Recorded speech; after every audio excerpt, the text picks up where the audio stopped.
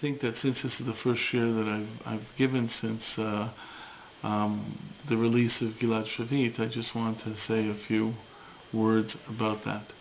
I thought you might be interested in that. The fact is that everyone has an opinion of whether it was the right decision, not the right decision, what would you have done, and so forth and so forth. I personally am very happy that I didn't have to make that decision. There's a statement from Yaakov Kamenetsky, the former Rosh Yeshiva of Torah V'das, in his Sefer Emet LeYaakov. Makes an interesting statement. There's in the Zvezos Bracha, which we just read, it's obvious that Moshe's Avelis, the days of Avelis for Moshe, were not as intense as the days of Avelis for Aaron HaKohen. There was more mourning or more of a feeling of sadness with the loss of Aaron by the Jewish people than with Moshe Rabbeinu. And that is the discussion, why is that so? The classic answer is because Aaron was very much of a person involved with the people. He was an Ohev Shalom and Rodev Shalom. He cared, he did everything like that. Moshe was basically the man of justice, the disciplinarian, the leader. In a famous article of Chana'am, there's Kohen the Navi, his famous article of Kohen Navi, that Navi was the disciplinarian, the one who maintained his position, and so forth, and talking about differences. And Rav Yaakov doesn't want to move. Rav Yaakov says the way most people present that distinction is that it's based upon the nature of the two individuals. That Moshe and R1 were two different personalities. And he says it's not true. It's not true. Moshe would have loved to be like Aaron. Aaron had the freedom to deal with individuals. Why? Because he wasn't a leader. Moshe didn't want to become leader because he recognized that as leader he could no longer decide matters on an individual basis. That's where Moshe's reluctance to become leader was, because he didn't want to have to make national decisions. He wanted to relate to people on an individual basis. When you think nationally, you make decisions based upon what's best for the country, and so forth and so forth. And what's lost is the individual aspect of it. Now, the truth is that that is a reality of national decision making, right? The one example I always think about is in this movie, The American President. I don't know if anyone ever saw this movie with Michael Douglas. In it, there's a scene where Libya attacked a American ship. So there had to be some retribution against it. So the decision was made to bomb a military center in Tripoli. And this was, the president was going to make this decision. So it was very serious. So it says, okay, when is the least amount of people in this building? 2 o'clock in the morning, a couple janitors are there, so forth and so forth. But they'll get the message that if they want to attack us, we can just fly in and drop bombs all over and we'll end the issue. Okay, very targeted, we'll know exactly the building we'll get, and so forth and so forth. So he makes the decision to do it. Yes, do it. And he says, that was presidential. You know, he says, you know something? You have to understand what I just did. There's some poor guy who's trying to make a living for his family. So he works as a nighttime janitor, right, in this building. He's going late at night, just cleaning up and trying to just make a living, right? And I just signed his death sentence, right? Right? And you know something? That's what I had to do as president of the United States. But that's the most difficult decision that I can make. The truth is, though, is that really tells you something about what it is to be a national leader. The truth is, if you hear about Stalin killed millions of people because he didn't care about the individuality. That's an outgrowth of communism, outgrowth of fascism. The fact is the individual is totally irrelevant. All that's relevant is the nation, and so forth and so forth. Therefore, you don't think about those things, right? You only think about the nation. So if you don't care about the individual, it's very easy to do those things. If you think in terms of A of a normal perspective, or perspective of American values, you do care about the individuality, but you make those decisions, and you recognize it's necessary to make those decisions. Okay. The fact is, it's what's really, really, I think, significant from a Torah perspective, from a Jewish perspective, is that the decision actually becomes many-fold more intense. Because on one hand, you have to recognize the national necessity of making those decisions, but you really have to understand the difficulty of Moshe's perspective. Because from a Jewish perspective, the Mishnah Sanhedrin says that every human being is like an olam b'fnei atzmo. We don't quantify, right? A life is equal to a life. Once it gets into lives, we don't quantify, right? So if you really think about that from a Jewish perspective, it makes individuals, not just individuals within the collective, but it gives individuals inherent value equal to the collective. And that's what makes these decisions so difficult from a Jewish perspective. In the sense that, on one hand, you're thinking about numbers and 1,000, what will happen to Klal Yisrael, and so forth and so forth. On the other hand, an individual, from a Jewish perspective, has all the value of a world in themselves. And that's why, as we go through the tension of what occurred, it's so significant for Jews to understand the inherent dialectic of the situation, and that really is the Jewish perspective. You know, it's often not recognized that the Jewish perspective is really to exist in two worlds at the same time.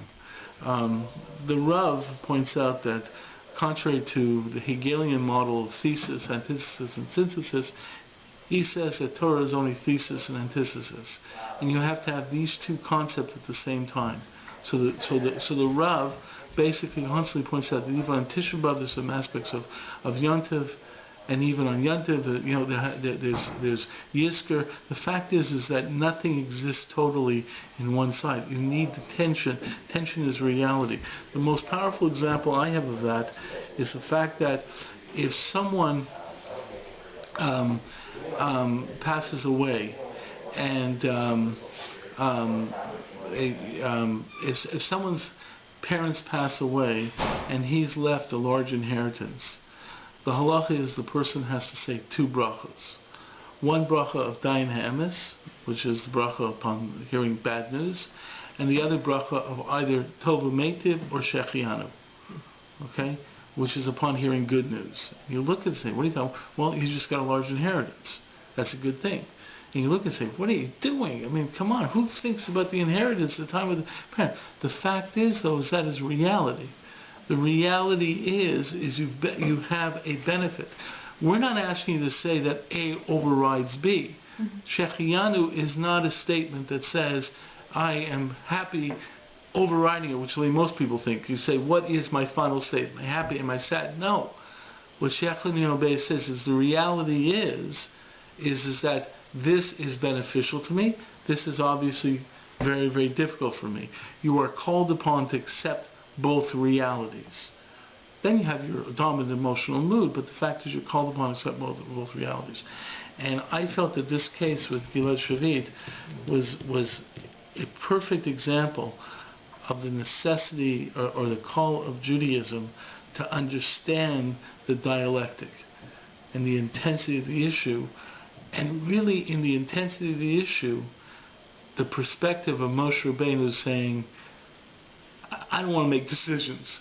Because if you truly understand the depth of the issue, you really are trying to say, listen, I don't want to be the one who has to choose, because it's such a difficult decision. Now, the truth is, in the actual halachic arguments of this decision, it really is a very difficult decision, because the Mishnah in Gittin states that do things. Pidyon Shvuyim is the most important form of tzedakah. It's number one. Any fund set aside for tzedakah and it can be used for pidyon shvuim. Not if you endanger the lives of. No. Wait a second. I didn't get to that. I just said that pidyon shvuim is the highest form of tzedakah. On the other hand, the Mishnah of Gittin says there's a limit on how much you can give for pidyon shvuim. Okay, you can't give more than the value of the person. And the question is, how do you evaluate the person? But clearly, there's concern that pidyon shvuim will not yield two things. Number one, it should not create, the one viewpoint in the Gemara, it should not create an onus upon the community that's too hard of a burden on the community. Therefore, you have to have a limit, otherwise it's going to be too difficult for the community to meet the need of pidyon shvuim. Therefore, even though you're concerned about the individual, you're concerned about the community. The second reason of the Gemara is that you also have to be careful that you don't reward kidnapping, because what they'll do is say, "Hey, this is a good idea. Let me kidnap." Right. So that's attention. What's interesting though, there's a Tosfos that says that the second reason may not apply after the Churban Bayis, and it may not apply in Galus, because they're going to do it anyways in Galus, which is a little bit of an issue. But it's really a very, very difficult issue of weighing this, what will happen with Jews and so forth. There's also an issue of Shema and Bori. Bori is something that's 100% sure, and Shema is what's concerned. Over here, it's Bori that you're saving Gilad Shalit. It's Shema that something said for that's another factor. Bori usually takes precedence over Shema.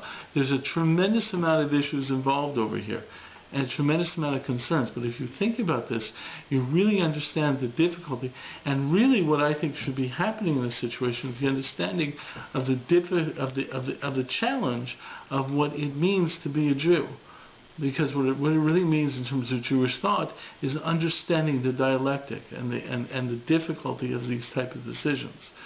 And then the call to make those decisions by those who have to make those decisions, but you have to understand the depth of those decisions. A lot of people say that he did it for politics and re-election and this and that, and a lot of the rabbis also disagree with it, and it's not a good thing that was done. I mean, there are viewpoints both ways.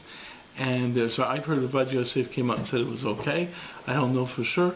The fact is that I'm thankful I didn't have to make that decision, because every person is a life in themselves. I mean, the fact is that then there's also issues of family concern and stuff like that. But the point is that what happens is the Jew is so involved in understanding the full depth of the situation, you can really understand our challenge. It's really a very, very difficult challenge in terms of truly understanding what Judaism is about, because it demands of you to understand the full spectrum of ideas and facts and so forth, and still to act. And when you really fully understand it, you understand that there's a statement in the Moralmi Prague, for example, which is a statement that we say, it's actually in the back of this article here. Okay, it says, he makes this same statement: if the thing is impure, it's impossible to not have some purity within it. Likewise, if the thing is pure, it is impossible to not have within it some impurity. And man too is very form of thought. It is impossible that all human thought will follow one path. But really, the opening statement is when we talk about right and wrong, it's never black and white. Okay, it's usually 51-49, and you're stuck with a real difficult thing. What I believe Moral goes on to is, in the world of the spiritual world, you can live in the gray. The spiritual, the difficulty of the physical world defines black and white. So, in conceptual terms, you have something that say this is 51% kosher, 49% not kosher, like in terms of its conceptualization. So you can conceptualize that and understand that and say, yes, it's like this, like that. But in halacha, it's black and white. It's either kosher or not kosher. And this comes up, and you really see this in the anguish of Jews. Like, for example, the Aguna situation. The Aguna situation is a perfect example of this anguish, because you look and say, this is terrible for this woman, but the halacha is demanding it, so we can't change the law because there's other consideration. But the anguish that's felt by the tension, and there's a lot of times you find in halacha that the halachic decision is not one that you should be happy with, right? Like killing Amalek. Who said you should be happy with it? The Rabbi said, the Aguna situation, come to this conclusion. You should feel anguish that this is the conclusion. Who was the Rav centuries back who told the community that wanted to ransom him not to? I think Rabbi. Thank you. So here was a situation, Hanefech, where he died in captivity. Right, what eventually happened, got though, his bones. Yeah, what eventually happened though is the Rosh was at the. I think if I'm right, I think the Rosh was his foremost student, and the Rosh, he basically said to Rosh, "Don't ransom me." And then when he passed away, the Rosh just basically ignored him, and they gave a tremendous amount of money to get his bones. And then the Rosh took off for Spain because he figured out, okay, I'll be next. Better get out of here. It's a real tough decision. It really is a tough decision. And the fact is that, as you see, he said no, and then the Rosh turns around and says, got ransom. He says, he was my Rebbe. He was the Gadol Hador. I mean, the amount of intensity that's involved is so real, and that's exactly it. Why do you want intensity? Because it would be too hard on the community. He wanted an enormous amount of money. It's such a tremendous amount of issues. I mean, the Gemara does. I mean, the Halacha does say that for Talmud Chacham, I think it's the Tosfos. It's right from Tosfos that the Halacha, it's based on the analysis of Gemara, that for Talmud Chacham you can give more. Because there's a Gemara that says that there was this kid who was absolutely brilliant, and they were quoting him for beyond the regular worth and so forth and so on, because he was on the road to brilliance or whatever. It's such a tough decision, and the fact is that what I find, I think the thing that I think we should look at when we look at this type of situation is the intensity of the challenge. I think that's the Jewish perspective. I think a lot of times people, the truth is, in terms of making decisions, there is a side to making decisions which we don't know about, and that's what's going on in back doors with the politicians. You really don't know why now with this came out, and how this was connected to the U.S. and Egypt and Hamas and Syria and Libya and all these other things. I mean, the truth is that someone who is very much involved in politics was telling me, you don't know how decisions are made because you don't know what's going on in the back, in the back doors. You really, in the back rooms, you really don't know what's going on over there, and what Obama did and what this guy did and that guy did, and so forth. You know how it's connected to Libya, and so the truth is that it's very hard to make decisions. But the truth is, just on the surface, I think it's extremely significant for Jews to recognize the depth of any situation. And a lot of times we take stands very simply, and usually not. That's why, if I can sort of extend this just in a general philosophical case, the Gemara says that we paskin like Beis Hillel. This whole issue of who we should paskin like Beis Hillel, Beis Shammai, the Gemara and R1 says we paskin like Beis Hillel. And one of the major reasons for why we paskin like Beis Hillel is because they always quoted Beis Shammai first. Okay? And that says, you see, there's respect for Beis Shammai, they call Beis Shammai first. But do you understand the significance of an idea? Can you imagine think about this. A person from the Torah Karta, before he states his Torah Karta position, he has to fully articulate and explain the position of Rav Kook. And a person in Gush Emanim, before he presents his viewpoint, he has to fully articulate and explain the position of the Satmar Rav. Do you know what would happen if that occurred? Can you imagine in any position you have? I go up to Lubavitchers. And okay, so tell me the Satmar Rav's argument why he was so much against the Tefillin campaign. No. Satmar Rav, what, you're just going to dismiss him?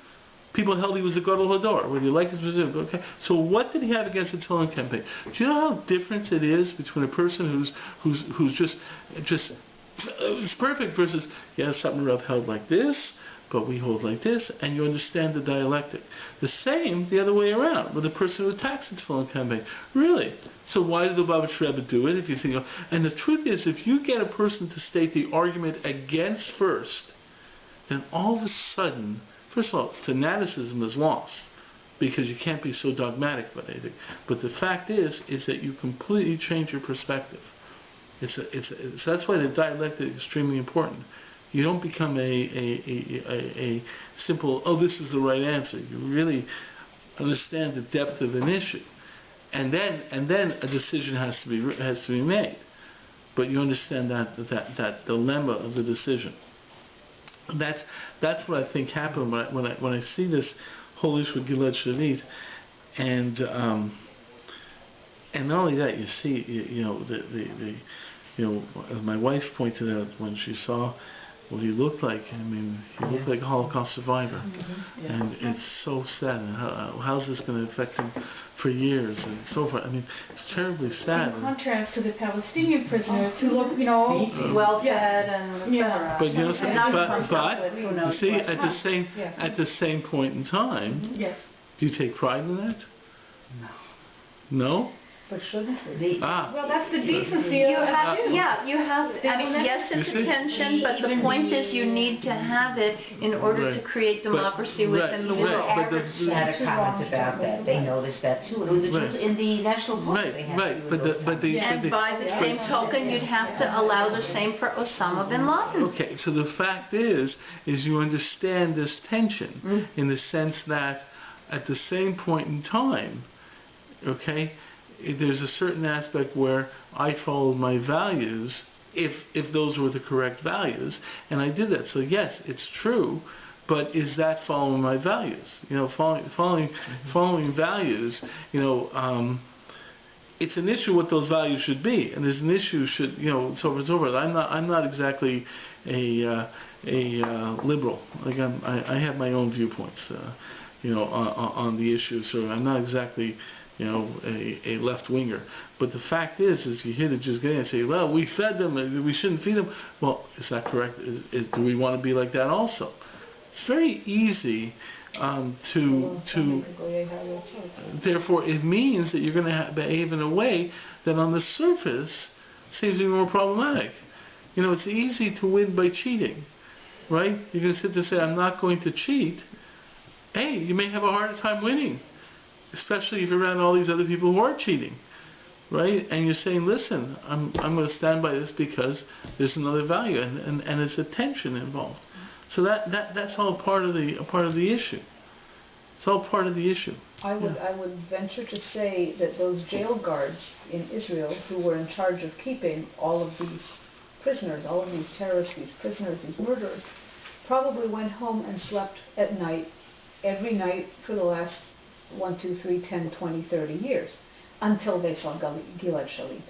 And that's when I think, I'm a jail guard, knowing that I'm doing the right thing, and suddenly seeing that it isn't fair. Life isn't fair. It doesn't mean, I think we sort of do things, A, because we feel they're right, but B, there's some measure of, if I hand this person tzedakah in my hour of need, somebody will therefore do for me. Right. The idea of pass it on.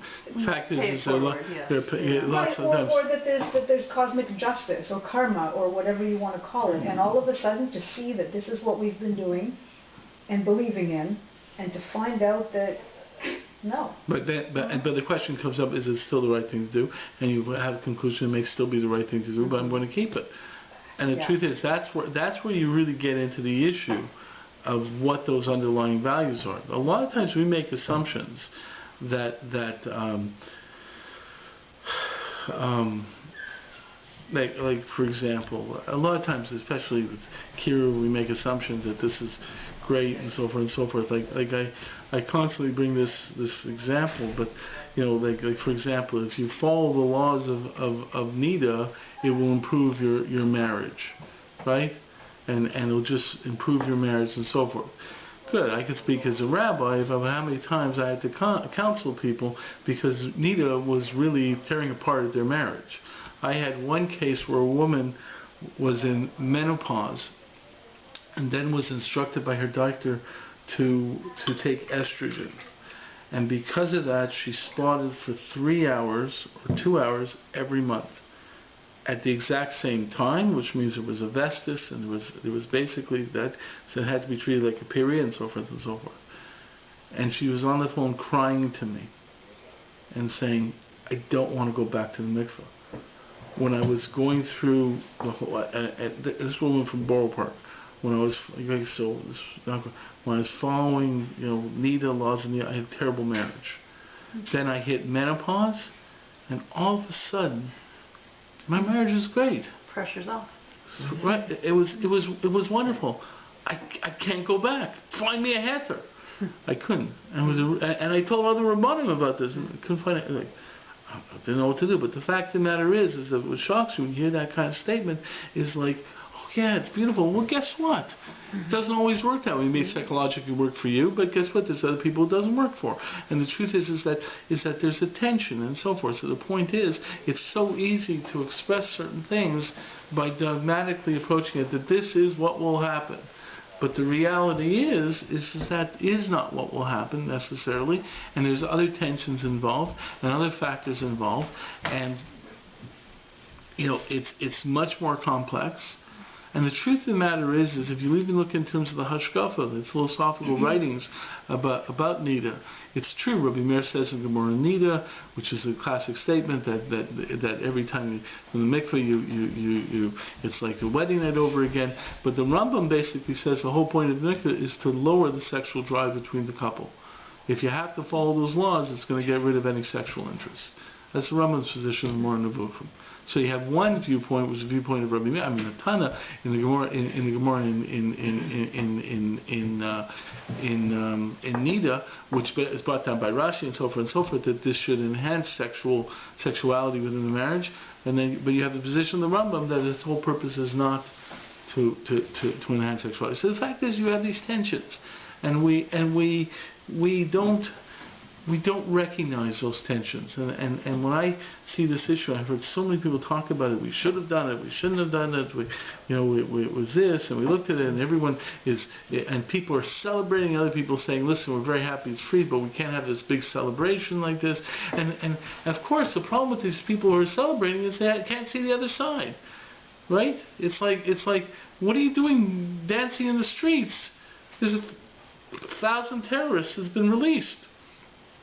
On the other hand, what's the point of doing Kriya and being in Avelis? This young Jewish boy is home with his family, so you have this tension, and the idea is, how do you have both emotions? It's very, very difficult. But the fact is that's really what Judaism is about. It's not an easy religion. It's a very, very tough religion. So you look perturbed. Agree to it. What? You basically agree. No. You don't agree. I agree that I'm glad I didn't make the decision. I understand. Oh, but you did not agree. You weren't too sure about that before. No. I shouldn't ask you maybe, but what was your stand before he was released? Yes or no? I'm being honest. Be honest. I'm being honest. No. I'm glad I didn't have to make the decision. I'm being very honest. Okay. I'm passing the buck. The answer, but you are passing. That's exactly right. That's exactly right. But guess what? My name's not the Prime Minister. My title's not the Prime Minister of Israel. I'm very happy not to be Prime Minister of Israel. And the truth is, what Rabbi Yaakov says. But you're happy it was done. On one hand, I'm happy it's done. On the other hand, I'm upset. Okay. I'm very. If you get me at one time, I go off on a diatribe being so angry. I can act like I can give a position that sounds like I'm a little bit right of Attila the Hun, and I give it a position that sounds like I'm a liberal. The fact of the matter is that this young Jewish boy is free. Baruch Hashem. These criminals are free. Rahman al-Islam. You still have to feed them. Yes, that was an argument on there. University. Yeah. I mean, there's a side to me. There's a new argument. We should reintroduce we should, have the death penalty. Not just right. So the new argument. And you know something? It's a Has that truth. been brought up there? Not No, horrific. they should shoot them. But the fact is that someone told me with Gaddafi, right? We wanted to capture him and take him to trial. Okay, it was just accidentally got shot with Like a the bullet in the Martin back of his flood. head. With a bullet in the back of his head. I right. love this. It's like, Accidentally. he's actually shot. So it was an execution. Something. He's But got their rugby. absolute. But by the way, that's an interesting issue. Is Gaddafi still a Rodef? When they had him, was he still a Rodef? But the fact that then he's no longer a Rodef. No, He's no longer a Rodef. A Rodef is only only if this person is a fear. The fact that he's Al Capone after the fact doesn't matter. It's only if he's going to do it next. That's the kind of Rodef. He can't do it again because he's captured. He's captured. He's within confines. Right. That's the thing. Out of the confines, yes. You know something. Within the confines, no. That's the thing. The fact is A that. dead martyr is still dead.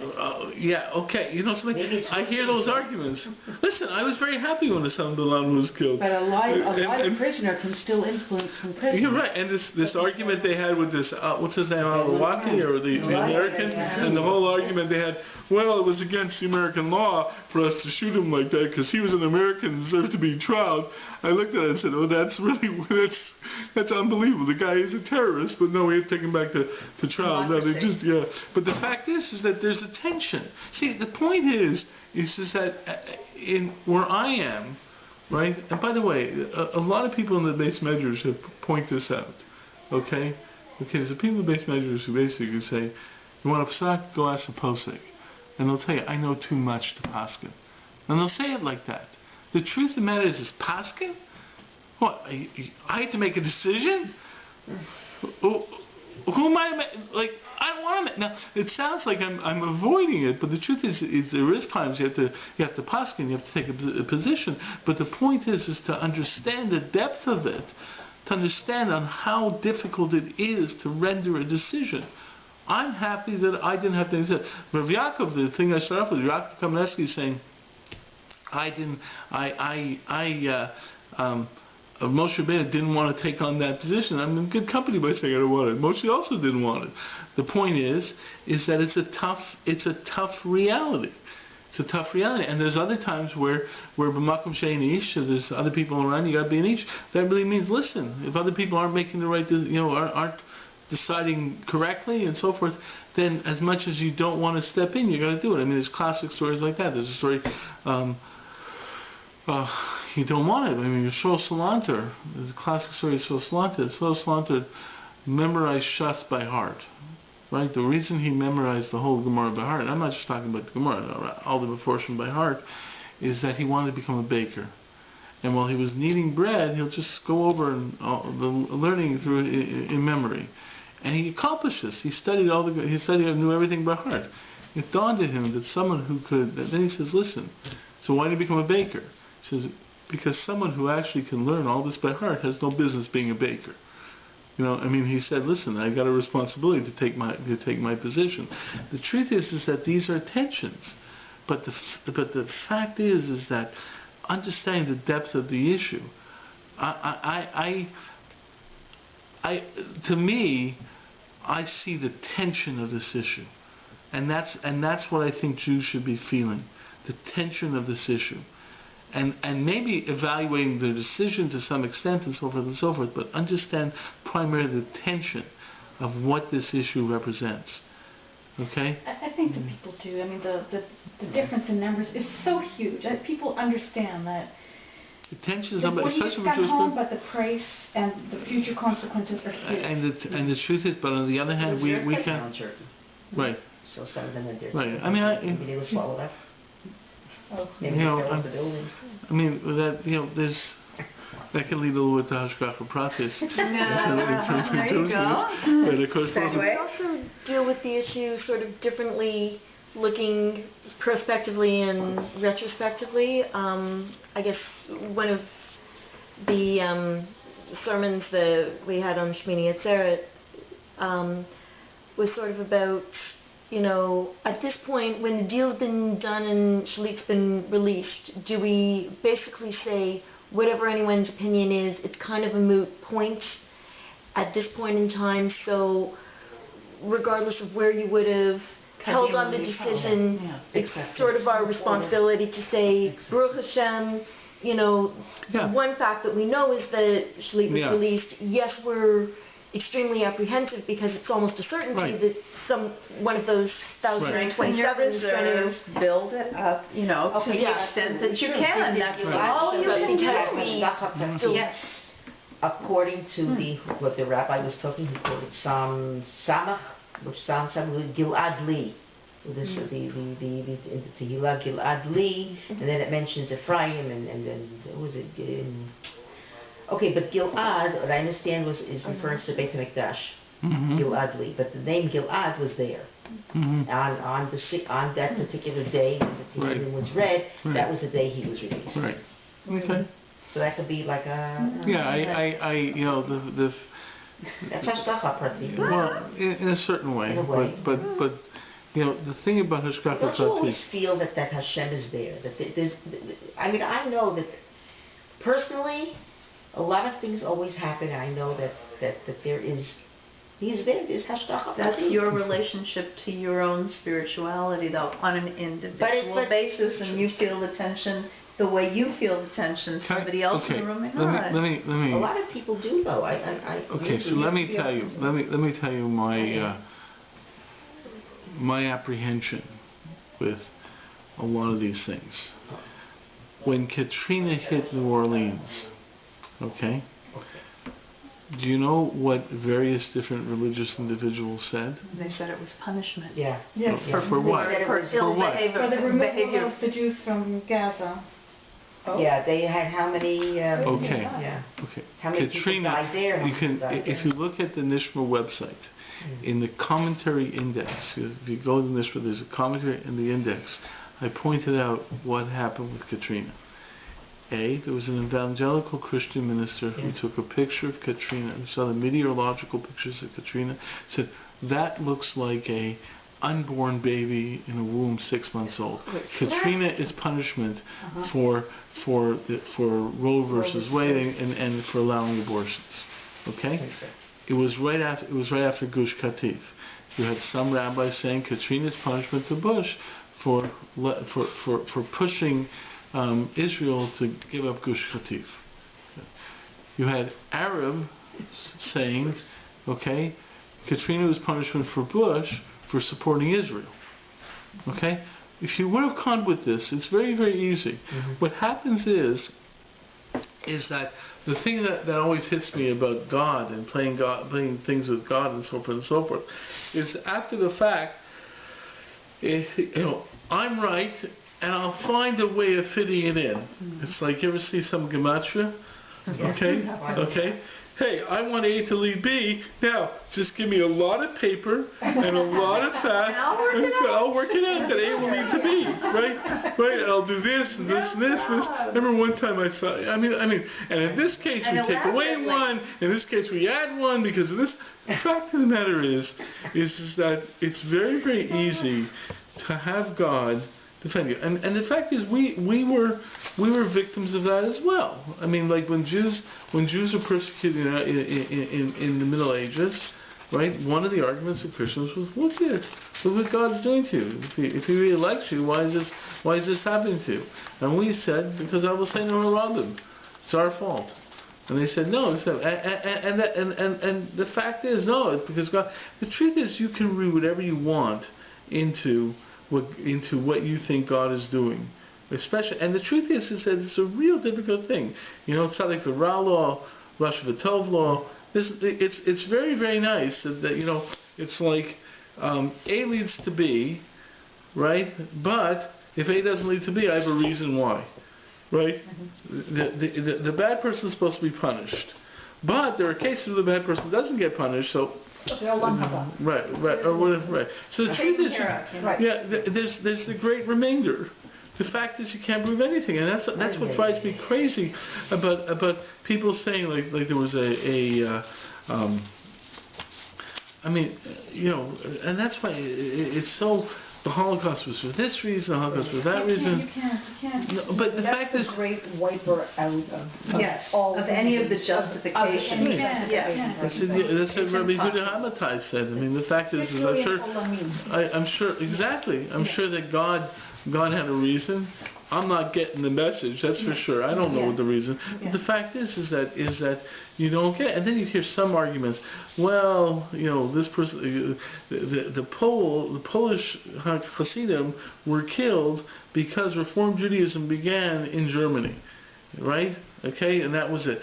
But the German Jews, who were Reform Jews, most of them got out, right? The numbers of actual Jews killed from Germany were actually quite relatively small.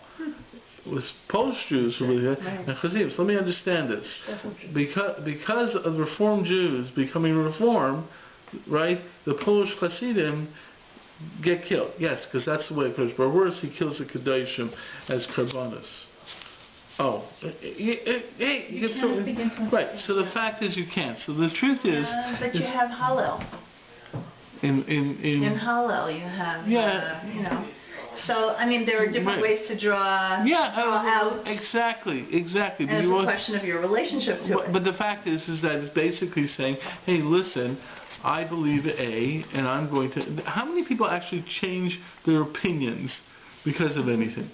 I like to find one person say, listen, until this occurred, I really believed A, and now I don't believe A, I believe B. Yeah? We can't tell the future. So the only thing we can rely on is what has occurred and how we subject ourselves to it and interpret it after the fact. And we have to interpret it very, very carefully.